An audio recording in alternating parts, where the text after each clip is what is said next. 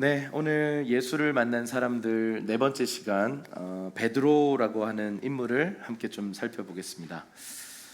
어, 이제 작년이죠. 작년 이맘때쯤에 공사가 이제 완료되고 막 여기서 예배하기 시작하고 막 어색해하기 시작했던 그때입니다. 그때 목수 두 분이 오시고 나머지는 저희들 이렇게 와가지고 저희 아버지 그리고 우리 청년들 몇 명 이렇게 붙어서 공사를 열심히 했습니다.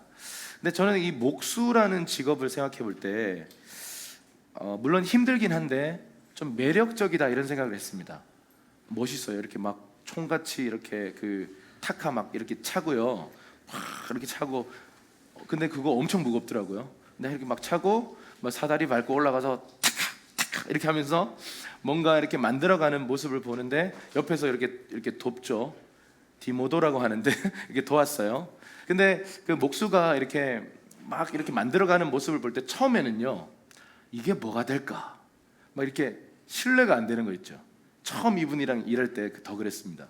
뭔가 이렇게 막 만들어가는데 뭔가 뚝딱뚝딱 그냥 이렇게 표정도 없이 탁탁 이렇게 하시는데 옆에서 이렇게 보면서 이게 방이 될까? 이런 생각을 했습니다. 근데 예쁜 방이 되더라고요. 그리고 밑에도 보시면 아시겠지만 같은 분이 하셨는데 이렇게 그분 머리에는 설계가 있고 이렇게 하고 그 다음 작업은 이렇게 하고 제가 한 번은 이거 이렇게 해야 되는 거 아닙니까? 막 괜히 물었다가 이렇게 무뚝뚝한 대답을 들었습니다.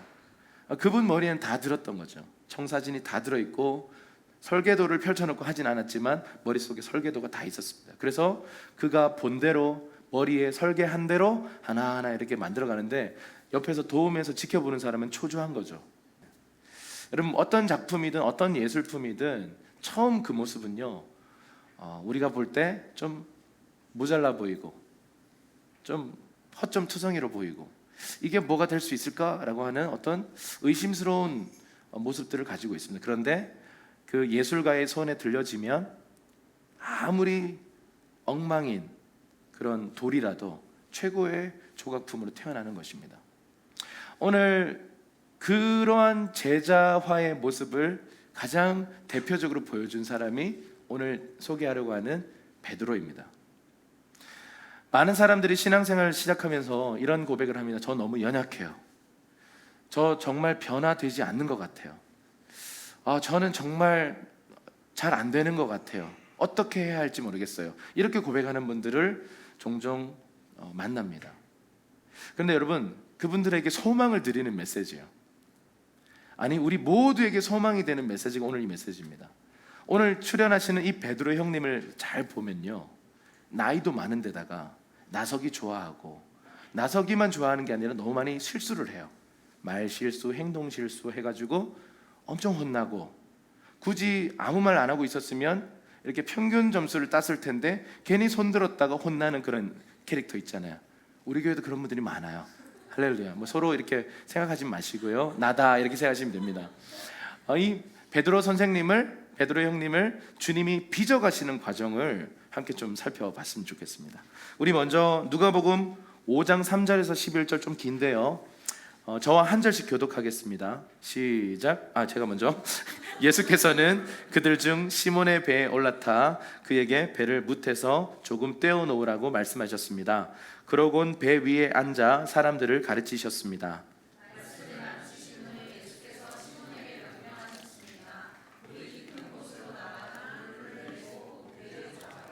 시몬이 대답했습니다. 선생님, 저희가 밤새도록 애썼지만 아무것도 잡지 못했습니다. 그러나 선생님의 말씀대로 제가 그물을 내려보겠습니다.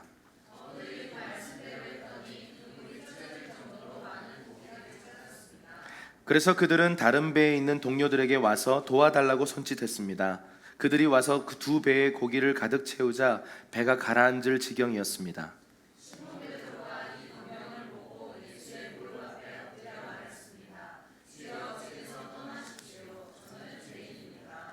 그때 예수께서 시몬에게 말씀하셨습니다. 두려워하지 마라. 이제부터 너는 사람을 낚을 것이다.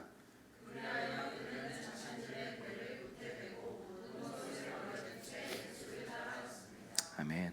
오늘 베드로가 예수님을 처음 만나는 장면이에요. 마태복음에 보면은 그냥 심플하게 만났다 이렇게 했지만 누가는요 이 부분에 대해서 자세하게 그 어떤 사건이 있었는지를 기록하고 있습니다. 예수님이 어느 날 이들이 일하고 있는 어부였던 베드로와 베드로 일행이라고 하겠습니다. 제자들이 이렇게 제자가 될 그 사람들이 모여 있는 일터에 예수님이 방문하신 거죠. 예수님께서 방문하셔서 베드로, 특별히 시몬이라고 불리는 베드로의 원래 본명은 시몬입니다. 그래서 시몬 베드로라고 오늘 이렇게 나오는데 좀 이따 그 부분에 대해서 좀 말씀드릴 텐데요. 시몬이라고 하는 이 단어는 총이라는 뜻입니다. 총. 그래서 이 굉장히 이렇게 막 누군가를 향해서 쏘아대는 그런 말투. 나이도 꽤 있어가지고요. 그 같이 일하는 사람들 사이에서 막 성격도 막 급하고 막 총처럼 막 쏘아대고 투박하고 그런 사람이었습니다. 근데 이 베드로에게 예수님이 찾아오셔서 시몬의 배에 오르시더니 그 제자들에게 설교하셨어요. 그리고 그 설교를 듣고 그 가르침을 듣던 많은 사람들이 그 설교에 압도당했어요. 그래서 이 시몬에게 주님이 말씀하기 시작하는 거예요. 깊은 데로 가서 그물을 내려라. 근데 지금 이 상황이 어떤 상황이냐면 밤새도록 지금 이 어부 전문가들인 이 사람들이 밤새도록 이 그물을 내렸지만 한 마리도 잡지 못한 채, 여러분 그런 날이 있습니다. 한 마리도 잡지 못한 채 그냥 돌아오는 그 실패한 날입니다. 밤을 맞도록 이렇게 실패하고 돌아온 그 사람들에게 찾아가셔서 다시 깊은 데로 가서 그물을 내리라. 여러분 기분이 어떨까요? 여러분 같으면 어떠실까요? 지금 피곤해서 빨리 가서 기분도 안 좋고 쉬고 싶은데 갑자기 어떤 선생님이 와가지고 나랑 비슷한 동갑이거나 나보다 어려 보이는 그 선생 랍비가 막 심오한 얘기를 하더니 갑자기 깊은 데로 가자는 거예요. 여러분 인생의 실패의 자리에 예수님은요 항상 찾아오세요.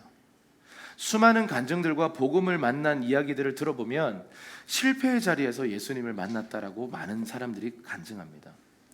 여러분 우리의 실패, 우리의 실수, 우리의 좌절의 순간에요 구세주가 정말 필요한 순간입니다. 여러분 실패한 사람들이라고 해서 무조건 다 겸손해지는 거 아니에요. 실패했다고 해서 모두가 다 구세주를 찾아오는 것은 아닙니다. 여전히 자기 방식대로 여전히 자기 길을 고집하는 수많은 사람들이 있는데 오늘 이 베드로와 그 일행을 향해서 실패했던 그 순간 예수님이 찾아오셔서 말도 안 되는 것 같은 내가 전문가인데 이 젊은 랍비가 우리한테 이상한 걸 시키는 거죠. 더 깊은 데로 가서 그물을 내려라. 근데 여러분 기적의 시작점, 하나님과의 연결의 시작점은 항상 겸손에 있어요. 베드로는 어떻게 반응하냐면 우리 밑줄 친 부분 5절 한번 보세요. 선생님, 저희가 밤새도록 애썼지만 아무것도 잡지 못했습니다. 그러나 선생님의 말씀대로 제가 그물을 내려보겠습니다. 밤새도록 애썼지만 하나도 얻지 못한 이들이 선생님의 말씀대로 그물 한번 내려보겠습니다 라고 고백하는 이 장면. 여러분은 어떠세요? 여러분 지난 과거를 한번 돌아보세요. 실패했던 순간들, 혹시 대학에 진학에 실패한 순간들, 혹은 이성교제에 실패한 순간들, 혹은 직장에서 의도치 않게 뭔가 이렇게 그만두게 되어지는 어려움들, 인간관계에서 뭔가 실패했다고 느끼는 순간들 없으십니까? 여러분 그런 실패의 자리에서 주님이 사실은 우리를 기다리고 계세요. 그 실패하는 그 순간에 얘가 혹시나 구세주를 향해서 마음을 열지 않을까? 주님은 그래서 우리를 그 실패한 우리들에게 찾아오셔서 마음의 문을 두드리세요. 전부가 그 마음의 문을 여는 거 아니라고 말씀드렸어요. 어떤 이들은 열 것이고 어떤 일들은 여전히 굳게 잠궈 놓을 것입니다. 그런데 오늘 이 베드로 일행은요 그분께 마음을 열었을 뿐만 아니라 오늘 그들의 인생이 새로운 시즌으로 전환되어져 가는 그 전환점에 이들이 서 있었어요. 근데 이들이 본 기적은 뭐냐면 깊은 데로 가서 오른편에다가 그물을 던져라 그랬어요. 근데 그 결과가 뭐예요? 어마어마한 막 그물이 찢어질 것 같은, 배가 막 가라앉을 정도로 많은 고기를 잡았다라는 거죠. 이건 뭐냐면요 땡 잡았네 이게 아니고요. 예수님의 신성을 경험한 겁니다. 이분은 신적인 존재구나 이걸 경험했어요. 그런데 여러분, 이 신적 예수님의 신성을 처음 딱 경험하고 나서 베드로가 고백했던 고백이 뭐예요? 주여 제게서 떠나십시오, 저는 죄인입니다 라고 했어요.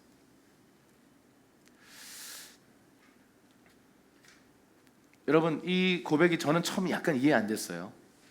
우리 모두가 다 참된 것에 대한 갈망이 있거든요. 우리 마음속에 신적인 갈망들이 다 있어서요, 무언가를 향해서 뭔가 갈망하고, 사실은 대상이 잘못될 수는 있겠죠. 그것이 우상이 될 수 있고 세속적 가치가 될 수 있는데 그것을 향해서 이렇게 달려가게 돼 있습니다. 근데 문제는 오늘 이 주님을 향한 어떤 유대인이잖아요. 하나님을 향한 갈망을 기본적으로 갖고 있었던 이 사람들에게 신적 존재가 나타나는데 갑자기 떠나라는 표현을 해요. 저를 떠나십시오, 저는 죄인입니다. 여러분, 이 표현이요, 결국 하나님의 하나님 되심 앞에서 인간이 실존적으로 고백할 수밖에 없는, 사실은 참된 고백이에요. 그 찬양과 같이 보소서 주님 나의 마음을, 선한 것 하나 없습니다. 여러분, 복음 앞에 나아갈 때 저는 복음을 받아들일 자격이 있습니다, 이렇게 고백하는 분이 혹시나 있을까요? 여러분, 우리가 주님 앞에 나아갈 때요, 나는 뭐 당연하지, 뭐 하나님 은혜, 하나님 자녀, 난 당연해, 난 사랑받을 권리가 있어. 어제 우리가 그런 나눔을 했어요. 그런 은총이, 누군가에게 베푸는 은총이 그게 어느 순간 권리로 작용될 때, 그때가 위험하다, 이런 표현을 했었어요. 여러분, 우리가 하나님의 은혜가 어느 순간부터 감사하지 않고 내가 자격이 있어서 뭔가 이것을 누려도 된다라는 생각이 들어오는 때가 있어요. 신앙생활을 조금 하다 보면, 물론 신앙생활을 제대로 못하면 늘 정죄감이 있겠지만, 신앙생활 조금 하다 보면요, 나는 합당해, 난 자격 있어, 이런 생각을 가질 때가 있어요. 여러분, 이 생각이 굉장히 위험한 순간이에요. 이게 교만의 시작점이에요. 그 생각들이 어떻게 발전되냐면, 넌 자격이 없어, 특세 기간에 너 3번 빠졌지? 넌 자격이 없어. 그러나 난 빠지지 않았어. 난 너와 달라. 여러분, 좀 우스갯소리처럼 말씀드렸지만 이러한 모습이요, 우리 신앙생활 안에 너무 많이 들어와요. 여러분, 우리가 하나님 앞에 나아갈 때, 예배 때 나아갈 때마다 반드시 통과해야 되는 지점이 있는데 내가 깨트려져야 돼요. 그것을 이렇게 표현하죠. 난 자격 없습니다. 내가 일주일 동안 좀 잘 살았다고 해서 내가 지금 자격증 가지고 주님 앞에 가는 거예요. 주님, 이번 한 주는 좀 잘 살았습니다. 큐티를 안 빼먹었고요. 할렐루야, 저 합당합니다. 이렇게 가는 순간요, 하나님 임재가 다 떠나가죠. 이번 한 주간 막 살면서 죄를 짓고 누군가를 미워하고 막 싸웠어요. 막 부모님이랑 싸웠어. 그렇다고 해서 우리는 예배할 수 없는 존재일까? 아니요. 나의 나됨, 나의 어떠함을 붙들고 나아가는 것은 복음이 아닙니다. 우리가 하나님 앞에 나아갈 때 붙들어야 되는 것은 오직 하나님이 하신 그 일이에요.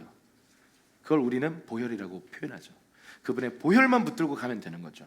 근데 우리는 계속해서 뭔가 자격을 이야기해요.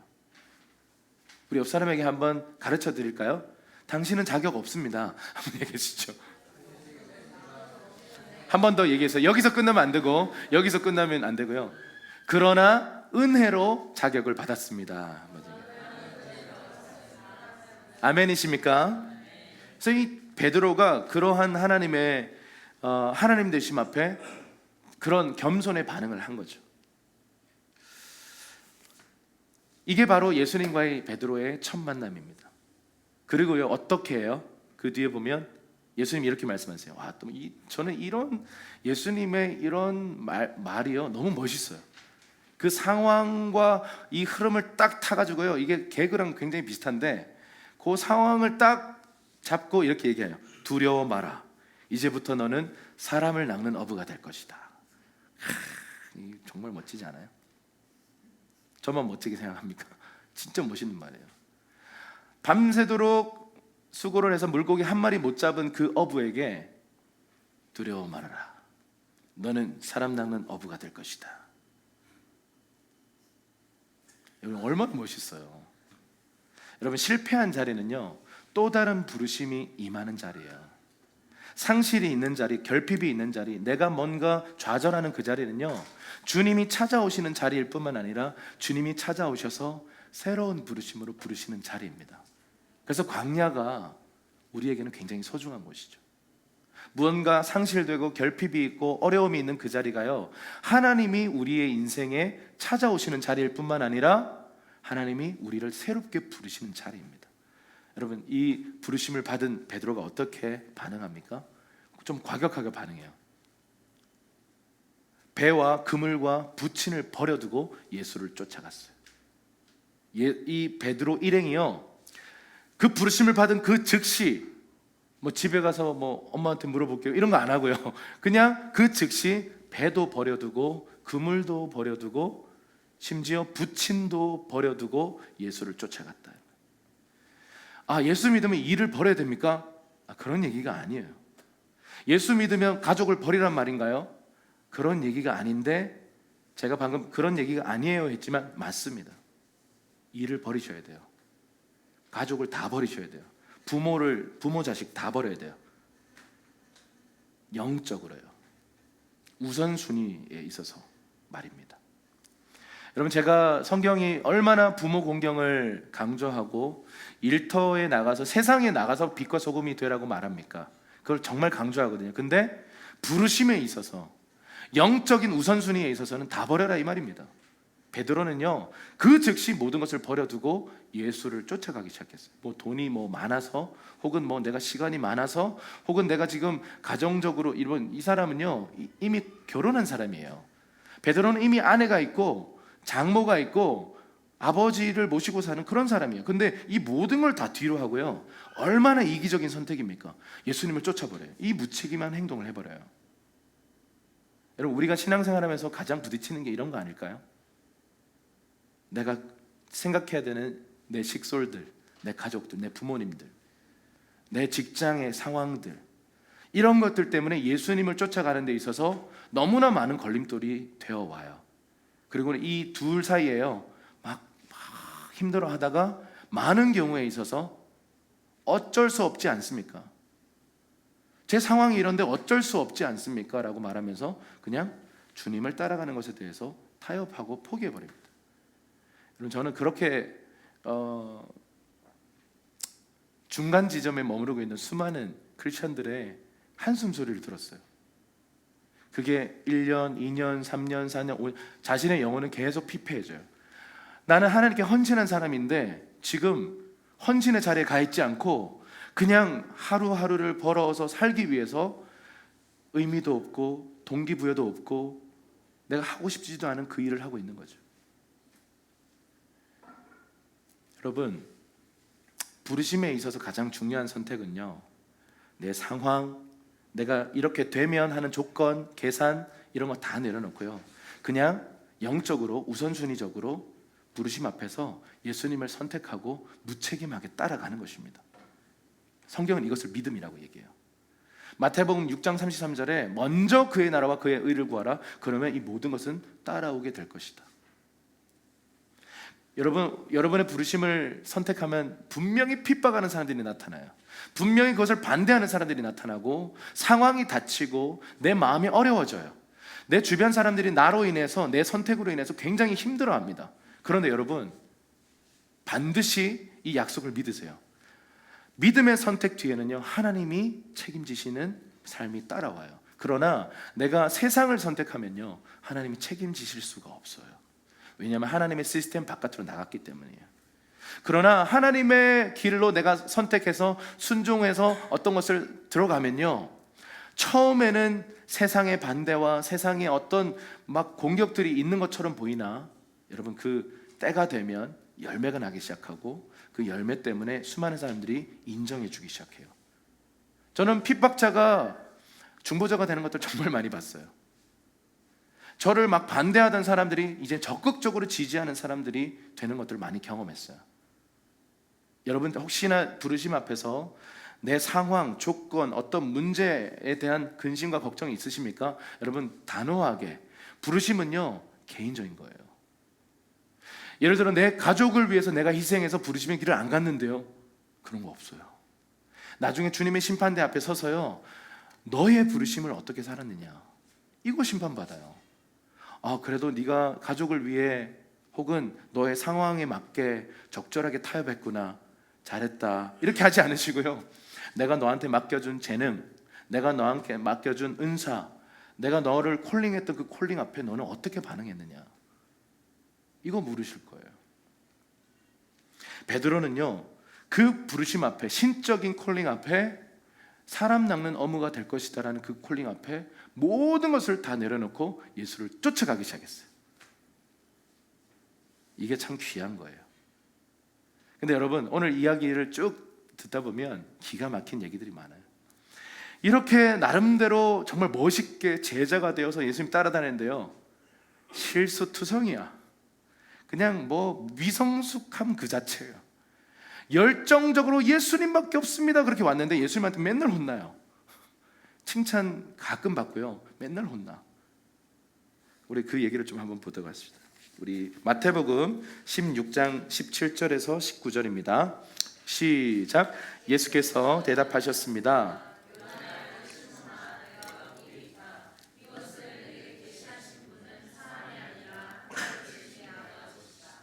그리고 내가 너에게 말한다. 너는 베드로다. 내가 이 반석 위에 내 교회를 세울 것이니 지옥의 문들이 이것을 이길 수 없을 것이다.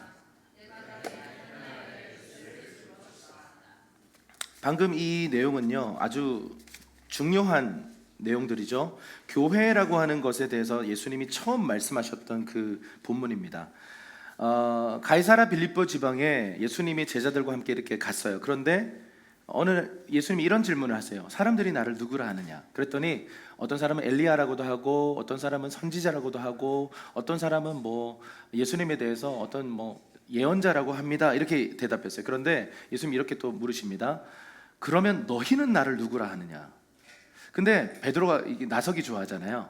갑자기 저요! 이렇게 얘기하더니 주는 그리스도시요 살아계신 하나님의 아들이십니다라고 하는, 사실은 자기도 무슨 말을 하는지 모르고 그냥 고백을 했어요.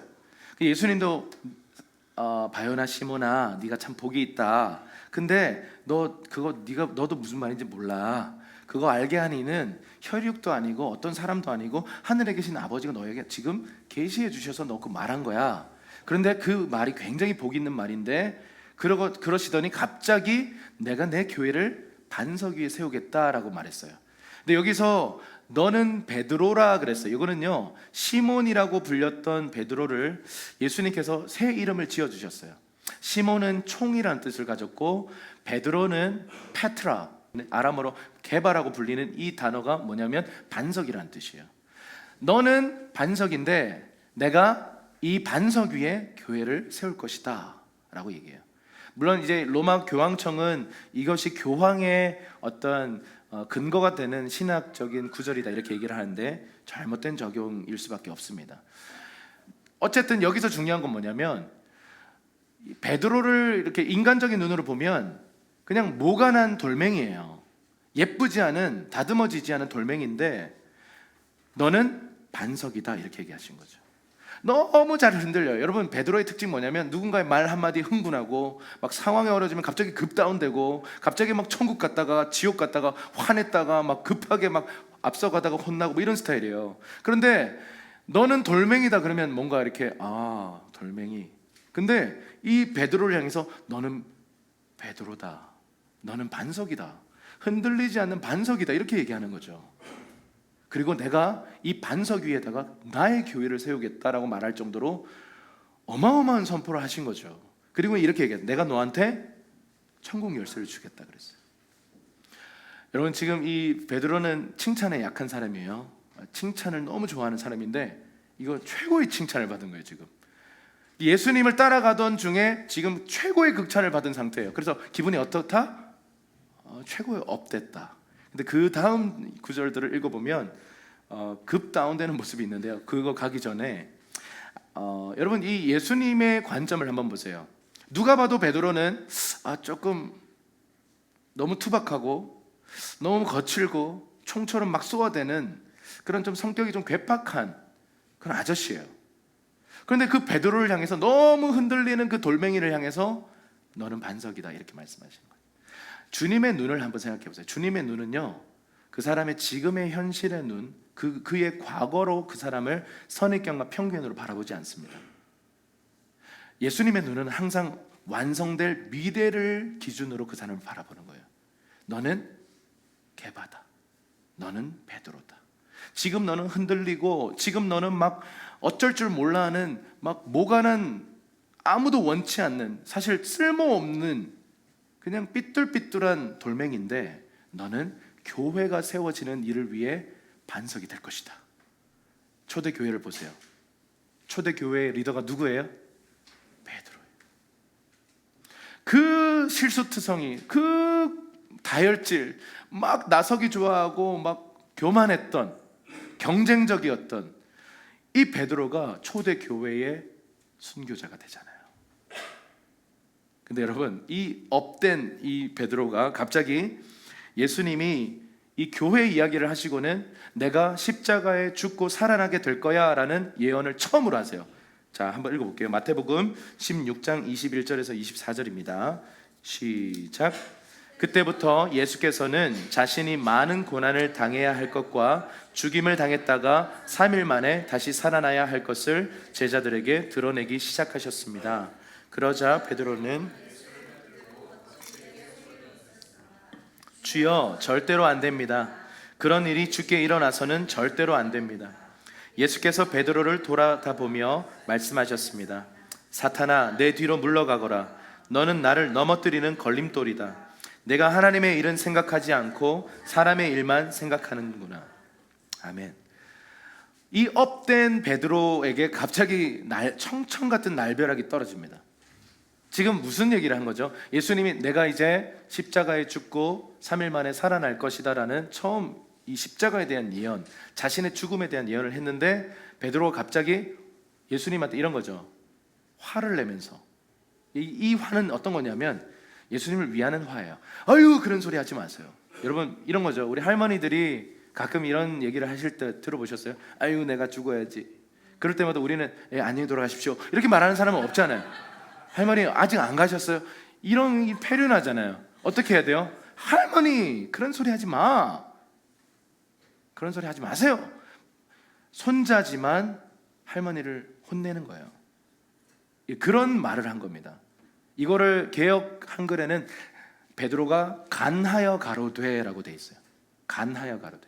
예수님을 향해서 아유, 그런 소리 하지 마세요. 절대 그런 일이 일어나면 안 돼요 라고 했어요. 지금 업도 됐고 예수님 사랑하고 난 수제자고, 그러니까 이 동생들 앞에서 내가 뭔가 멋있는 말을 해야 되는데 그런 소리 하시지 마세요. 그랬다가 갑자기 예수님 뭐라고 말씀하세요? 사탄아, 물러가라. 갑자기 그냥 나락으로 떨어진 거예요. 근데 예수님이 이렇게 얘기하세요. 너는 나를 걸려 넘어지게 만드는 걸림돌이다. 여러분, 하나님 나라의 일은요, 인간의 생각으로 돌아가지 않아요. 하나님 나라의 일에 인간적인 생각, 인간적인 철학, 인간적인 경영법이 들어오면요, 그건 더 이상 하나님 나라가 아닙니다. 바벨론 시스템을 그대로 집어넣는 거예요. 하나님 나라는 어떻게 돌아가요? 하나님이 말씀하시면 거기에 듣고 준행하는 것입니다. 우리의 전략이 뭐예요? 경영학 수업을 들어서 어떻게 조직을 이끌어가는가, 그걸 배워가지고 교회를 그대로 이끌어가는 것이 전략입니까? 아니요. 우리의 전략은 딱 하나예요. 성령이 교회에게 하시는 음성을 듣는 것입니다. 그리고 그 음성에 이해되지 않고 좀 이상한 것 같은데 싶어도 그것이 확증이 됐다면 그냥 믿음으로 걷기 시작하는 게 교회의 전략이에요. 인간이 만들어놓은 시스템, 로마 국교가 되고부터 종교가 되고 시스템이 되고부터 기독교는 타락하기 시작했어요. 기독교는 원래부터 운동이에요. 무브먼트예요. 예수님이 말씀하시면 그냥 과격하게 달려가는 거예요. 성령이 가라 하시면요, 이해 안 돼도요, 우리가 생각할 땐 아시아로 가는 게 더 빠를 것 같은데 주님이 갑자기 마케도냐 사람의 한상을 보여주고 이리 건너오라는 말씀을 주셔서 그냥 건너가요. 그러니까 유럽 선교가 시작됐고 이것이 하나님의 역사였어요. 이게 전략이에요. 여러분, 우리에게 전략은 딱 하나예요. 성령님이 말씀하시는 대로 걷는 것입니다. 그것을 체계적으로 해놓는 것이 우리 기독교의 전략이지, 세상이 말하는 어떤 경영 마인드를 가지고 들어와서 하나님의 일들을 한다, 이것은요 말도 안 되는 방법이에요. 엄청난 지금 질타를 받고 혼나는 장면이에요. 너는 나를 걸려 넘어지는 것, 넘어지게 하는 자다. 그러면서 이렇게 얘기해요. 네가 하나님의 일은 생각하지 않고 사람의 일만 생각한다. 여러분, 이 부분이 굉장히 중요한 부분이에요. 마지막 때 우리가 항상 정말 강력하게 싸워야 할 적이 있는데 그것은 인본주의예요. 인본주의는요, 말이 너무 고급져요. 정말 그럴싸해요. 여러분, 지금 우리 기독교가 맞닥뜨리고 있는 지금 수많은 위기 상황들의 핵심에 뭐가 있어요? 인본주의가 있어요. 사람을 위하는 것, 사람의 권리를 위하는 것을 이라는 이름으로 모든 것이 다 뚫고 들어오고 있다고요. 예배도 마찬가지예요. 여러분, 예배가 타락하는 순간에 먼저 아세요? 나 위주의 예배가 드려지기 시작할 때요. 여러분, 인터넷 그냥 켜놓고 예배해도요, 유명한 설교가들, 정말 좋은 찬양팀들 많아요. 그냥 집에서 좋은 찬양 들으면서 좋은 설교자의 말씀을 듣고 은혜 받으면 그건 예배 아닙니까? 물론 어떤 경우는 병이 들어서 그렇게 할 수밖에 없는 사람이라면 그것 또한 꼭 필요한 예배의 방법이에요. 그런데 여러분, 교회의 본질이 뭐예요? 예배의 본질이 뭐예요? 개인적인 것, 나 중심적인 것 아니에요. 나 중심적인 것을 깨트리고 하나님 중심으로 이동해 오는 게 예배예요. 그게 하나님의 나라라고요. 근데 우리는요, 계속 좀 더 편안하게, 좀 더 내가 좀 편할 수 있게. 여러분, 인본주의는 이런 겁니다. 이런 식으로 우리 안에 뚫고 들어와서요, 교회를 타락시키는 것입니다. 우리 말씀을 가지고 분별해야 돼요. 우리의 기준은 내 소견에 오른 대로, 네 의견은 어떠냐? 우리 다수결의 원칙대로, 와, 우리 과반수 이상이 이걸 원하네요. 목사님 이렇게 갈까요? 저는 못 갑니다. 안 갑니다. 주님의 말씀과 만약 우리 절대 다수결의 의견이 다르다면 가서는 안 돼요. 여러분, 아예 그냥 이런 시스템을 없애야 돼요. 저는 초신자 때부터 이상하게 여겨졌어요. 원래를 하는데 교회의 중요한 정책을 결정하는데 다수결로 결정하더라고요. 그래서 나는 그때 초신자 고3이었거든요. 근데 막 뭐 다수결로 결정만 하는 게 아니라 서로 싸우더라고요. 형, 오빠, 언니들이 막 정책 뭐 이렇게 하지 말자 이렇게 하고 해야 된다 이렇게 하고 서로 막 싸우고 결국 막 삐지고 마음 상하고 관계 막 아작나고. 저는 이렇게 초신자인데 이렇게 앉아가지고 이건 교회가 아니야 이랬어요. 초신자가. 왜요? 제일 불편한 순간에 원래였어요. 전 잘 모르니까 그때는. 필요합니다. 저희 교회도 소통 정말 중요하게 생각해요.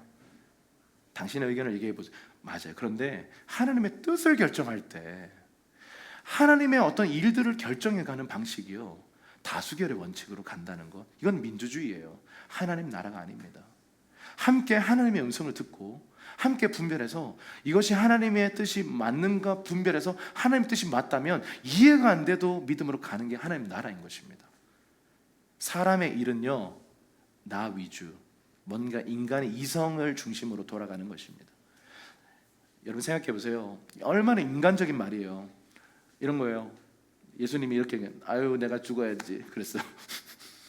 각색입니다. 아이고 내가 십자가에 죽어야지 이랬어요. 근데 베드로가 어유 그런 소리 하지 마세요. 어유. 그러니까 갑자기 예수님이 사탄아 물러가라 이렇게 한 거예요. 이거 얼마나 인간적인 상황이에요.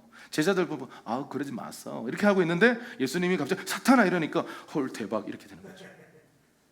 사람의 일과 하나님의 일은 달라요.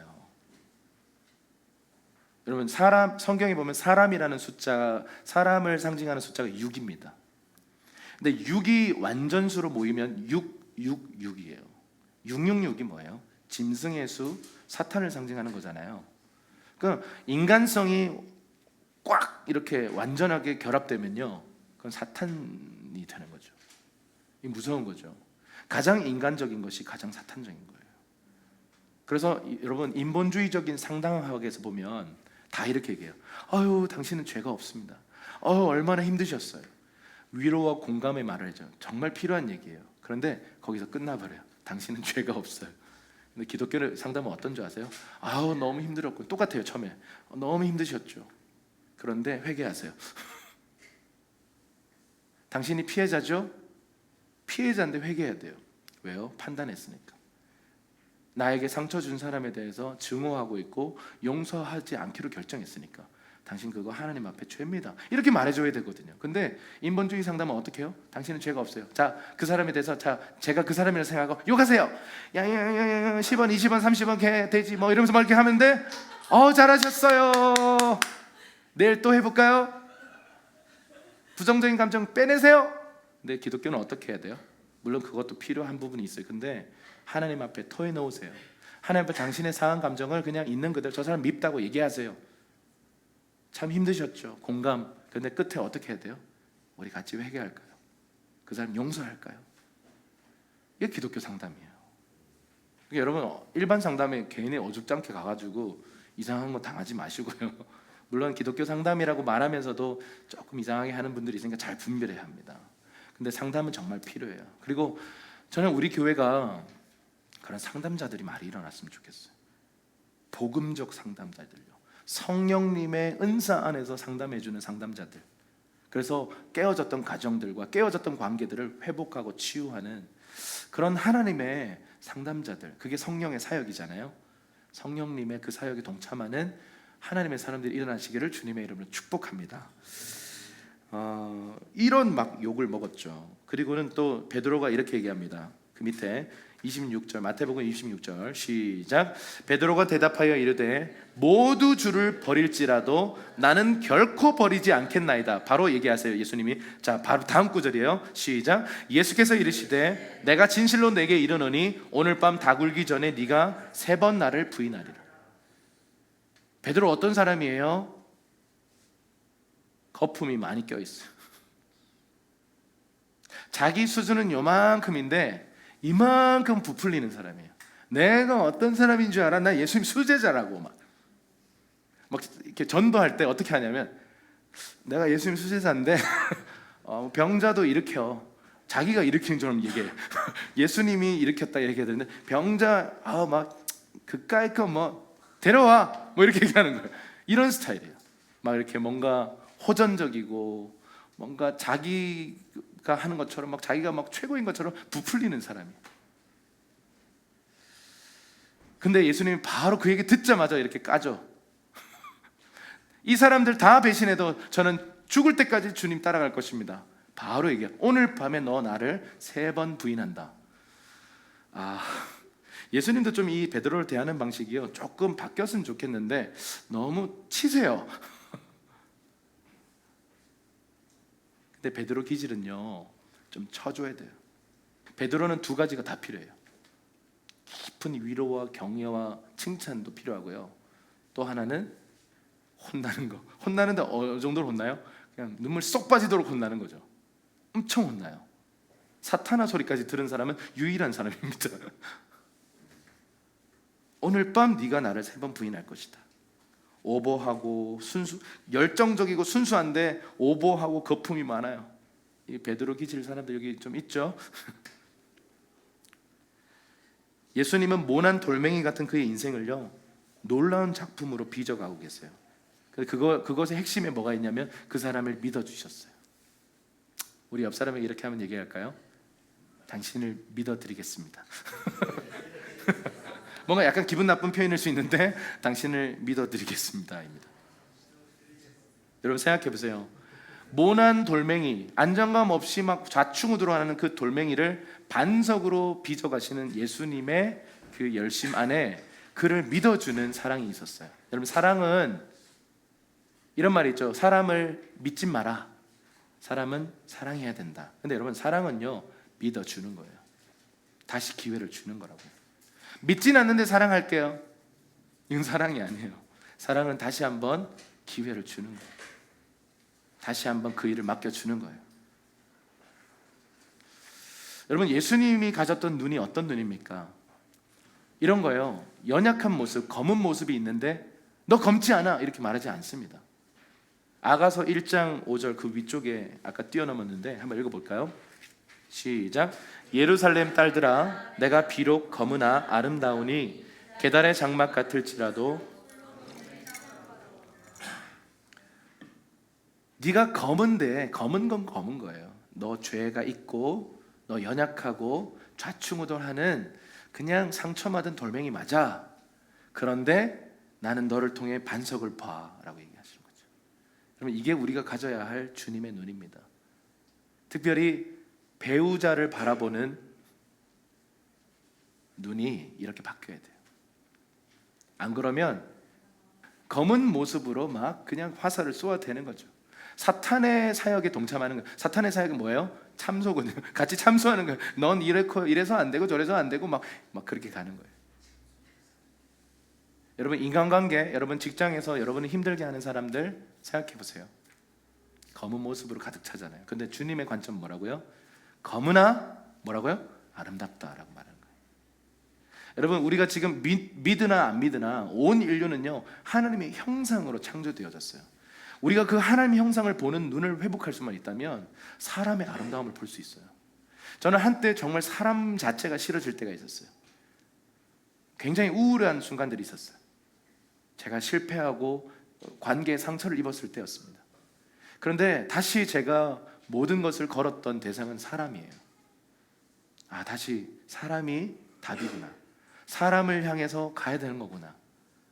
사람이 그렇게 싫었다가 근데 그러고 보니까 아름다운 거예요. 관점이 바뀌었을 뿐입니다. 사람들이 바뀌진 않아요. 나를 괴롭히는 그 대리님이, 김 대리님, 김 부장님 바뀌진 않아요. 그런데 내 관점이 달라지면 그 사람이 아름다워 보이기 시작하는 거죠. 여러분, 우리가 서로를 바라볼 때 검은 모습으로 정죄하고 판단하는 것이 아니라 그 속에 감춰진 아름다움을 볼 수 있는 눈이 열리시기를 주님의 이름으로 축복합니다. 그래서 좀 이따 이런 나눔을 했으면 좋겠어요. 사람을 여러분 바라볼 때 어떻게 보시는지, 검은 모습만 보는지, 검은 모습만 말하는지, 아니면 그 사람에 있는 그 잠재적 가치들, 아름다움을 보고 있는지. 만약 그게 잘 안 된다면 어떻게 하면 내가 이걸 바꿔갈 수 있을지 함께 나눠보면 좋겠습니다. 요한복음 이러한 이제 이 실패, 거듭되는 실수와 실패와 이것의 정점이 뭐냐면 예수님을 부인해버린 사건이에요. 심지어 예수님을 저주하면서 부인해버렸어요. 이게 베드로의 현실입니다. 근데 예수님은 그 실패해버린 베드로를 또 찾아오세요. 자, 한번 그 본문을 요한복음 21장 이야기를 함께 읽겠습니다. 좀 기니까요. 형제님들이 우리 3절 읽고 먼저 읽고 자매님들 두 번째 읽고 이렇게 교차로 읽도록 하겠습니다. 시작. 시몬 베드로가 그들에게 나는 물고기를 잡으러 가겠소 하고 말하자 그들이 우리도 같이 가겠소 하고 말했습니다. 그들은 나가서 배를 탔습니다. 그러나 그날 밤 그들은 물고기를 한 마리도 잡지 못했습니다.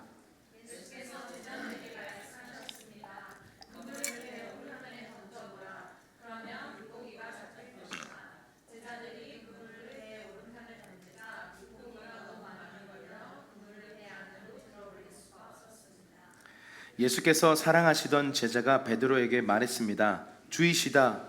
시몬 베드로는 주이시다라는 말을 듣자마자 벗어두었던 겉옷을 몸에 걸치고 물로 뛰어들었습니다.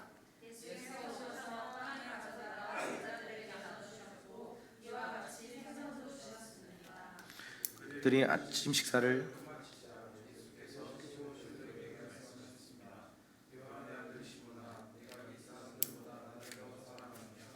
베드로가 말했습니다. 예, 주여, 제가 주를 사랑하는 것을 주께서 아십니다. 예수께서 베드로에게 말씀하셨습니다. 내 어린 양을 먹여라. 예수께서 베드로에게 다시 말씀하셨습니다. 요한의 아들 시몬아, 네가 나를 사랑하느냐? 베드로가 예수께 대답했습니다. 예, 주여, 제가 주를 사랑하는 것을 주께서 아십니다. 예수께서 베드로에게 말씀하셨습니다. 내 양떼를 쳐라. 다 같이. 예수께서 베드로에게 세 번째로 말씀하셨습니다. 요한의 아들 시몬아, 네가 나를 사랑하느냐? 예수께서 세 번째 네가 나를 사랑하느냐고 물으시자 베드로가 근심하며 말했습니다. 주여, 주께서는 모든 것을 아십니다. 제가 주를 사랑하는 것을 주께서 아십니다. 예수께서 베드로에게 말씀하셨습니다. 내 양떼를 먹여라. 아멘. 정말 드라마와 같은 그런 장면이죠. 예수님을 배신해버린, 예수님 모른다라고 저주하면서 예수님을 저버린 그 수많은 제자들과 그것의 대표였던 베드로. 근데 이 베드로가 다시 옛 생활로 돌아가죠. 나는 물고기나 잡으러 가겠어, 이렇게 얘기합니다. 근데 다들 이렇게 멘탈이 붕괴된 상황이니까 항상 행동파고 리더였잖아요. 막 이끄는 사람이잖아요. 그러니까 다 같이 이렇게 이 갈릴리 바다에 가서 지금 물고기 잡고 있습니다. 근데 예수님이, 비슷한 장면이죠. 예수님 처음 만났던 장면과 비슷한 지금 상황을 연출하세요. 그날도 한 마리도 잡지 못했어요. 그럼 밤새고 돌아오는데 그때랑 똑같아요. 이 예수님이 무태 서가지고 많이 잡았느냐 물었는데 한 마리도 못 잡았나이다. 그럼 좀 더 그 옆에다가 오른쪽에다가 그물을 내려라. 근데 하도 오래전 일이니까 그냥 어떤 권위자가 이렇게 하라니까 또 했어요. 순수한 사람들이에요. 또 했어요. 근데 갑자기 그물이 찢어질 만큼 지금 물고기를 잡았는데 요한은 그 마리수까지 적어요. 몇 마리? 모나미 볼펜 153 153마리를 잡은 거예요. 여러분, 그 153마리가 왜 153마리일까요? 유대 이 히브리어는요, 숫자에 대해서 굉장히 좀 특별한 관점을 갖고 있는데 숫자를 풀면 언어가 돼요. 그걸 게마트리아라고 하는데요. 153을 풀면 그 다윗이라는 단어를 14가 나와요. 그래서 다윗은 14예요. 그래서 마태복음 보면은 14대씩 이렇게 나눠서 이렇게 정리를 해놨어요. 그러니까 이 다윗이라는 사람이 기준이라는 거죠. 그것처럼 게마트리아가 굉장히 많이 쓰이는데 153은 뭐냐면 하나님의 아들들이라는 뜻이에요. 처음 예수님을 만나서 물고기를 잡았을 때는 그냥 뭐 그 물고기에 대해서는 그 큰 포커스가 없어요. 그런데 마지막으로 예수님과의 이 여정에서 정말 실패해버린 제자들에게 나타나셔서 물고기를 잡았던 그 물고기는 153이에요. 하나님의 아들들이에요. 사람 낚는 어부가 될 것이다라는 어떤 부르심에 대한 어떤 도장이에요. 꽝 찍는 순간이. 넌 사람 낚는 어부 맞아. 왜요? 이게 왜 이들에게는 충격이고 엄청난 사건이었을까요? 요한이 이걸 기록할 수밖에 없을까요? 실패해버렸는데, 심지어 예수님을 배신해버렸는데 주님 다시 오셔서 너는 사람들을 낚는 어부 맞아, 꽉 찍어주신 거예요. 그리고는 뭐 하세요? 막 의기소침하고 다운되어 있고 우울한 그들에게 이렇게 말씀하십니다. 잡은 물고기 한 마리 가져와라, 몇 마리 가져와라. 그리고는 그 무태에서 뭐예요? 자, 그릴 이렇게 해가지고 구워가지고, 우리도 이렇게 정말 좋아하는 거잖아요. 바베큐 해가지고 물아 이렇게 아무 말 안 하고 그냥 밥 먹여요. 아침밥을 먹여요. 저는 이 모습에서 교회에 정말 필요한 것은 먹여야 되는 거구나. 저는 깊은 확신이 있습니다. 상하고 피로하고 짓눌린 사람들이요, 사실 함께 먹으면서 치유가 돼요. 함께 먹는 것은요, 엄청난 그런 메시지가 있어요. 우리 교회에 수많은 재정이 먹는 데 들어가요.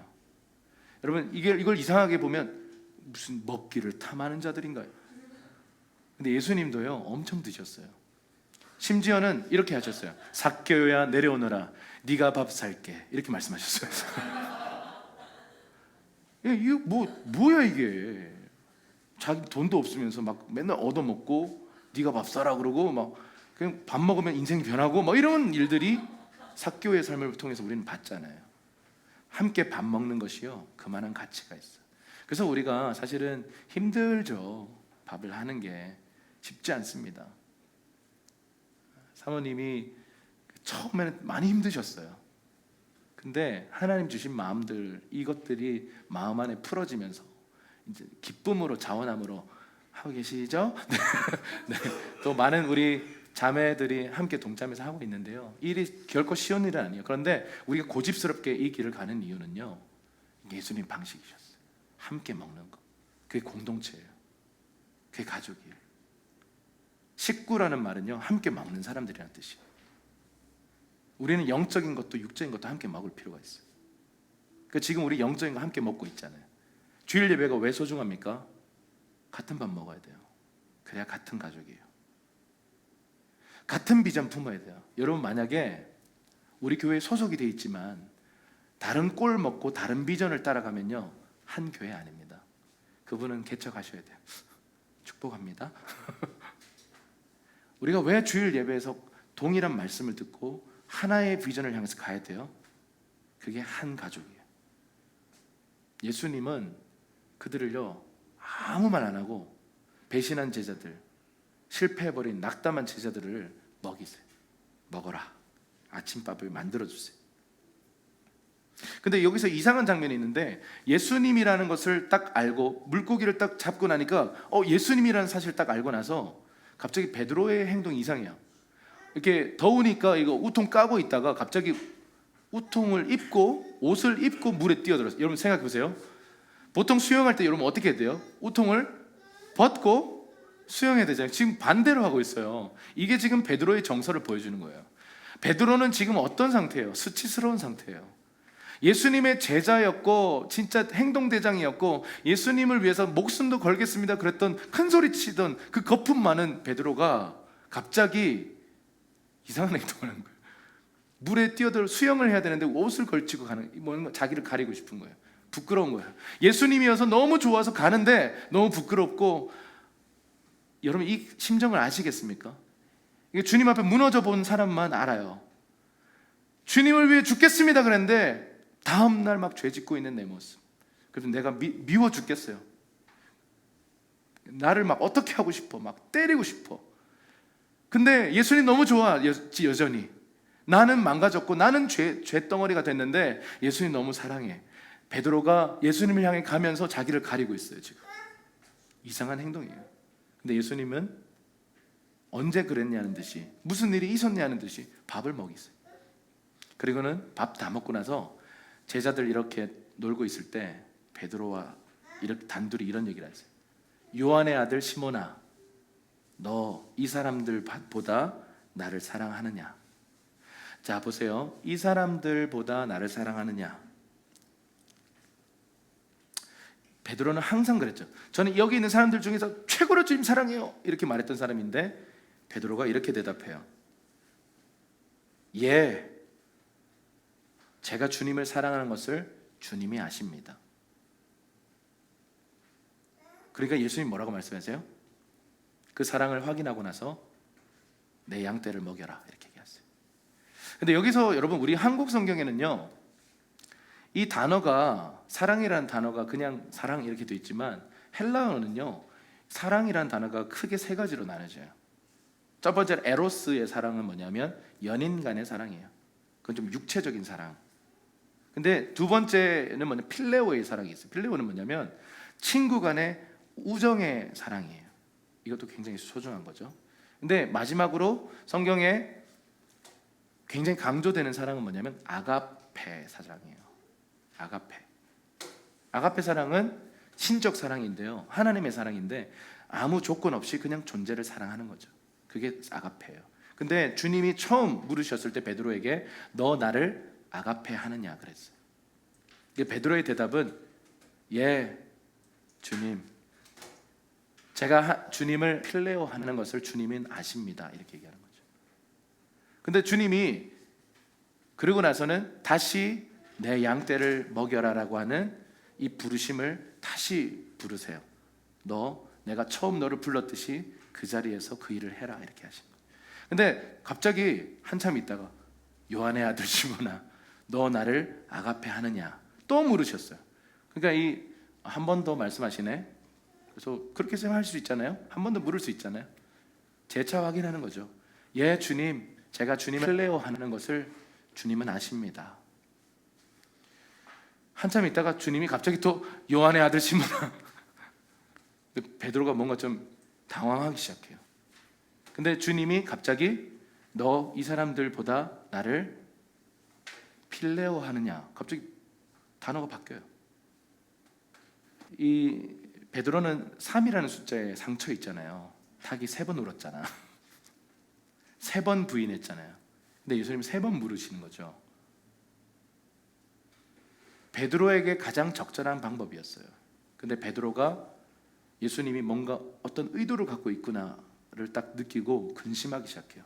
갑자기 진지해지고 갑자기 뭔가 진중해지기 시작하면서 근심 가운데 이렇게 고백해요.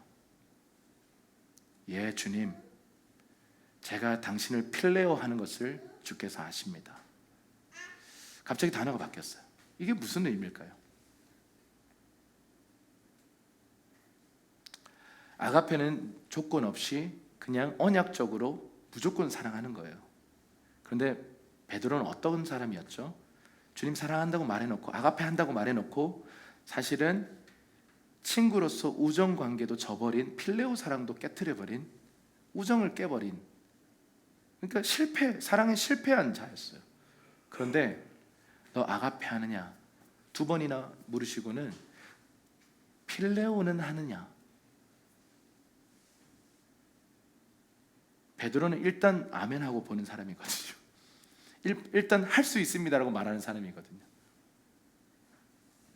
근데 그를 아시고 그의 수준에 맞게 너 필레오 사랑만큼은 좀 하느냐라고 물으니까 그가 근심에 빠진 거죠.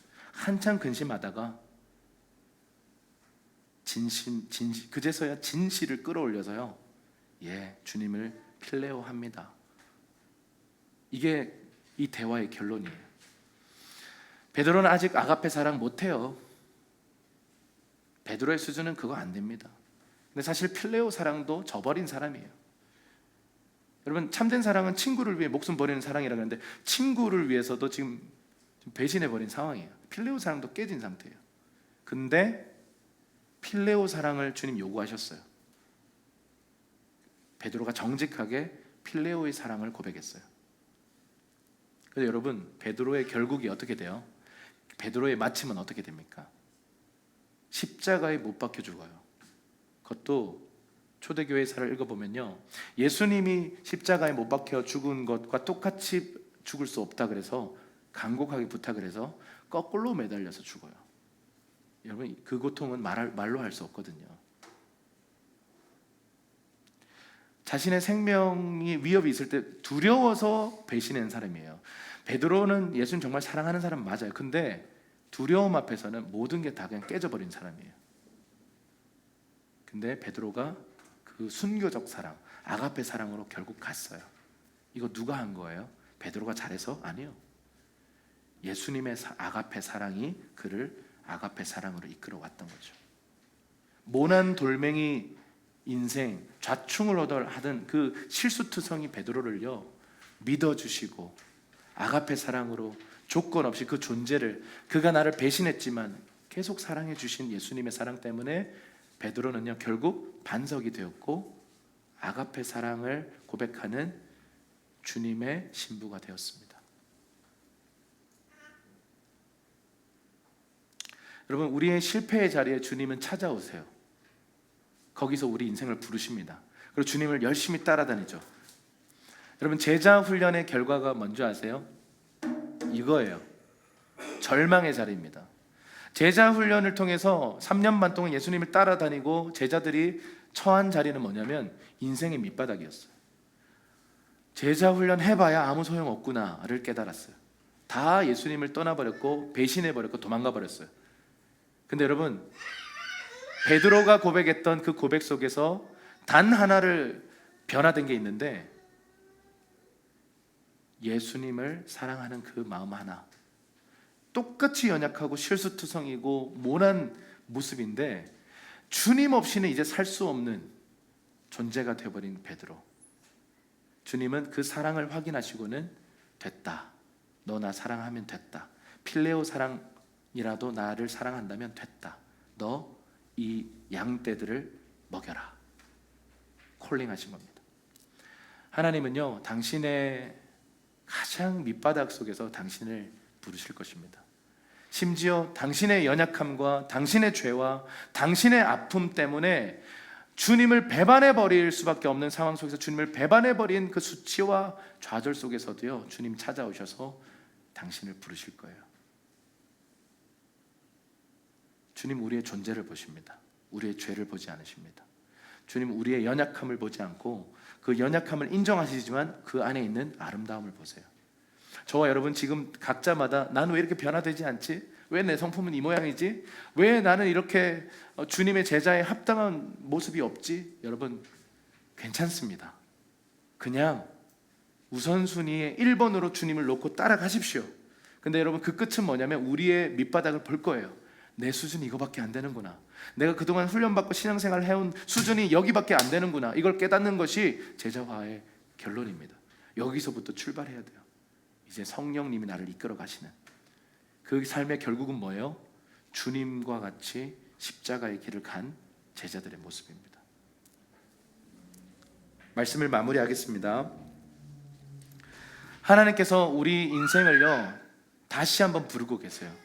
여러분, 우리 인생에 부르심은 2번 찾아옵니다. 처음 우리를 부르셔서 순수하게 열정적으로 주님을 따라갔던 때가 있죠. 그런데 주님을 따라가다 보면 상처도 받고, 사람한테 상처도 받고, 주님한테 상처도 받고, 상황 때문에 힘들기도 하고, 포기하고 싶어지는, 아니 포기해버리는 순간이 와요. 그런데 주님은 그것을 외면하지 않으시고 다시 찾아오셔서 우리의 삶을 다시 한번 부르세요.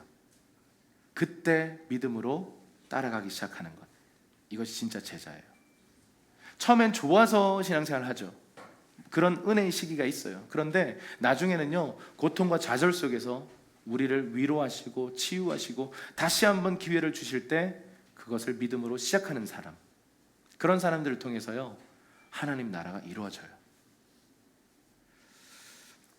그래서 이런 질문을 좀 드리고 싶습니다. 어떻게 과거의 실패와 실수, 상처들이 주는 부정적인 메시지를 거절하고 부르심을 향해, 미래를 향해, 그 영광스러운 미래를 향해 나아갈 수 있을까? 여러분, 우리 지금 제가 지난 철야 시간에도 나눴지만 그동안의 어떤 큰 하나님의 사이클이 이제 끝나는 지점이 왔어요. 이제 또 새로운 사이클이 시작됩니다. 여러분, 하나님이 새 포도주를 부으실 때 기존에 있던 거 가지고는 받아낼 수가 없어요. 가죽 부대가 상징하는 것은 사고방식이고 문화입니다. 여러분, 예전에 익숙했던 것 내려놓고요, 주님 새 일을 행하실 때 정말 내 모든 건 내려놓고 주님을 따라갈 수 있는 제자들을 통해서 항상 하나님의 일은 펼쳐져요. 지금 이 말씀은 오늘 순서대로 베드로에 대한 이야기를 했지만 지금 이 시즌에 이 교회를 향해서 하나님 말씀하고 계시는 것입니다.